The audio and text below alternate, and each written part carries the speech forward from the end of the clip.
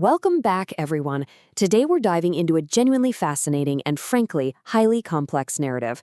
We're unpacking a recent explainer from the YouTube channel Promethean Updates. And right off the bat, I want to be super clear. Our goal today is strictly to map out their incredibly interconnected political narrative. We aren't here to pick sides or validate any claims. Instead, we're just going to impartially untangle this intricate web the source weaves, connecting domestic appointments, international wars, and future elections. It's honestly a masterclass in how different pieces of a massive political puzzle can be stitched together into one overarching theory. So, to really hook us into this narrative, the source kicks things off with a very real moment of recent political tension. Senator Mark Warner publicly stated he was basically panicking over President Trump's pick for acting director of national intelligence, Bill Pai. Warner actually went on television citing fears that Pai might use uncorroborated intelligence to allege foreign interference. And the fear there? That it could be used as an excuse to bring in ICE, close down elections, or seize polling stations. In fact, Warner literally called the list of possibilities extraordinarily frightening. But, and here's the twist, the channel Promethean Updates looks at that exact quote and draws a completely different conclusion about Warner's true motivations. And this right here brilliantly illustrates the core thesis of the whole explainer. The source presents a stark contrast between what's being said publicly and what they claim is actually going down behind closed doors. So while Warner states his fear is all about democratic subversion, the channel alleges the real reason for the panic is simply self-preservation.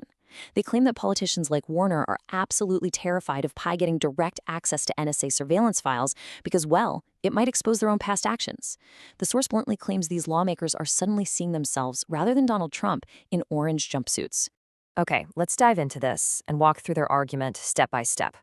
First, we'll look at the fight over appointments. Second, claims of past hoaxes. Third, the Ukraine war connection. Fourth, the anti-weaponization fund. And finally, the midterm voting strategy.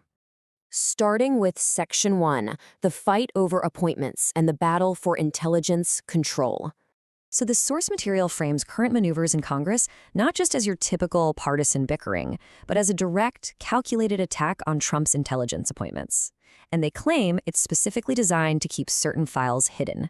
They point to a few current events to build this case. For instance, they highlight the Senate's recent hesitation to authorize FISA.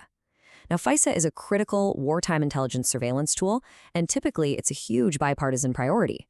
But the source asserts that lawmakers are purposely sabotaging this vital tool with a very specific alleged goal: to force Trump to pull Bill Pai's nomination entirely so he never gets his hands on those NSA files. They also point to Representative Fitzpatrick, who's sponsoring a bill to kill a massive fund Trump proposed to compensate victims of what Trump calls lawfare. For the source, these aren't just isolated legislative moves. They're desperate defensive maneuvers. That brings us to Section 2, claims of past hoaxes, or what they call the 3 phases of the coup. Now, to understand why these politicians are allegedly so defensive right now, the source says we really have to look backward at what they describe as a years-long coup against the president. They lay out a highly specific timeline, referencing findings allegedly uncovered by former DNI Tulsi Gabbard. According to the source, Gabbard documented 3 distinct phases of a coordinated effort by Obama and Biden staffers to basically usurp the president.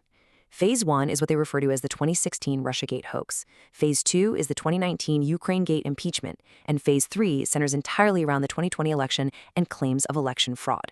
The channel essentially argues that today's fight over Bill Pai is actually the climax of this 3rd phase, where all the hidden evidence from 2020 might finally come to light.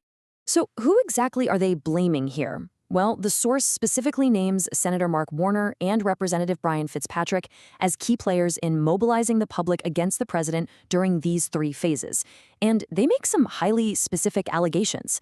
They claim that back in 2017, Warner, acting as vice chair of the Senate Intel Committee, collaborated with then FBI Director Comey to kill Justice Department contacts with Julian Assange. Why would they do that? Well, because Assange allegedly had concrete proof that Russia actually didn't hack the DNC, which obviously would have ended the Russiagate narrative overnight. As for Fitzpatrick, the source highlights his background as an FBI agent deployed to Ukraine, claiming he used that specific intelligence background to legitimize the whole Russiagate story. Moving right along to Section 3, the Ukraine war connection and the international dimension. Now, you might be asking yourself, how on earth do domestic FBI agents and Senate committees connect to geopolitics in Europe? Well, the source makes a pretty sharp pivot here, arguing that the domestic and international arenas are deeply, deeply intertwined. They introduce quotes from what they call globalist players, specifically former UK Prime Minister Tony Blair.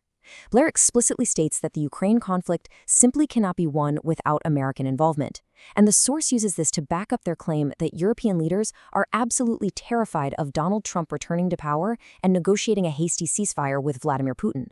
According to the channel, the political survival of these European leaders depends entirely on defeating Russia. And here is where the source outlines a truly terrifying hypothetical chain reaction. They allege that because these international players are so desperate to keep the U.S. entrenched in the conflict, they're actively orchestrating a massive escalation.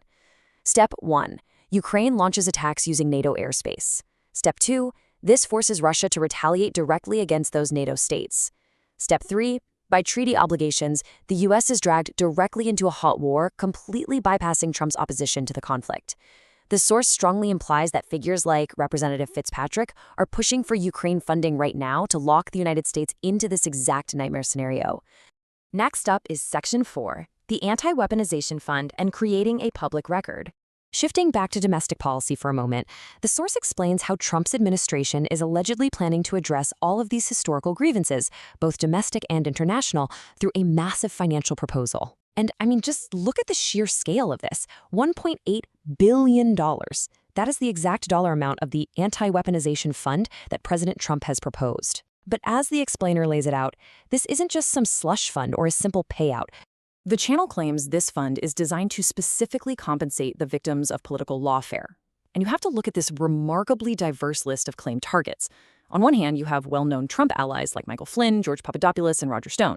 You also have the January 6 defendants. But then, the source explicitly includes Senator Bernie Sanders, tying it back to their earlier claim that the DNC primary was rigged against him. It's a fascinating grouping, honestly, and the source uses it to argue that the weaponization of intelligence actually spans across the entire political spectrum. So here's the really crucial part. The source argues that the money itself isn't what terrifies the political establishment.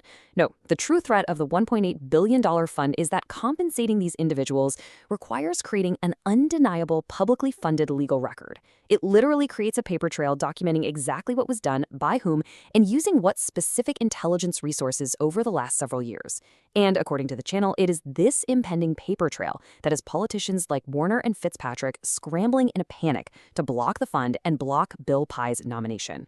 Finally, we arrive at Section 5, the midterm voting strategy, and targeting the moderates. So how exactly does the source translate this massive, incredibly complex theory of deep state actors and globalist wars into a real-world call to action for the average viewer? Well, they turn their attention directly to the upcoming midterm elections. But surprisingly, they argue that the true reckoning isn't aimed at the loudest Democrats. Instead, it's aimed squarely at moderate Republicans. You know, the ones the source claims pose as the adults in the room, all secretly keeping the anti-Trump coup alive.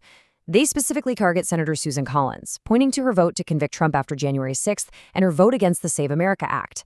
They also call out Senate Majority Leader John Thune for blocking that same act and for his comments demanding a professional rather than a weaponized DNI. The channel firmly frames these moderates as the ultimate enablers of the whole system. The explainer then uses a really interesting recent anecdote to illustrate how Trump handles this kind of establishment framing. They highlight an interview where Trump literally walked out of NBC's Meet the Press. Now, the media's narrative, as pushed by the interviewer, was that Trump receives 94% negative press simply because he lacks credibility. But the source completely champions Trump's counter-narrative, that he receives bad press precisely because the media is complicit in covering up rigged elections. So for them, walking out of that interview isn't a gaffe. It's framed as the ultimate appropriate refusal to play along with a corrupt system. And that brings us to the source's ultimate proposed solution. Because they aren't just telling a story here, they are actively organizing. They're calling for a massive midterm voter turnout, something they brand a too big to rig vote. The explicit goal is to flood the polls so overwhelmingly that even those lukewarm Republican moderates are forced to acknowledge they owe their political survival entirely to Trump's base. It's basically a strategy of forcing compliance through sheer, undeniable numbers.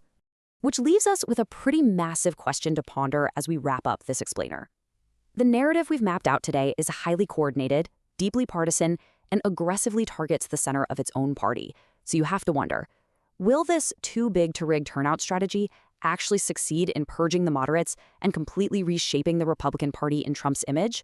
Or will this intense internal pressure campaign just deepen the existing divides and ultimately backfire at the ballot box? It's a fascinating look at how political narratives are constructed to drive voter behavior. Thanks so much for joining me on this deep dive, and keep asking questions.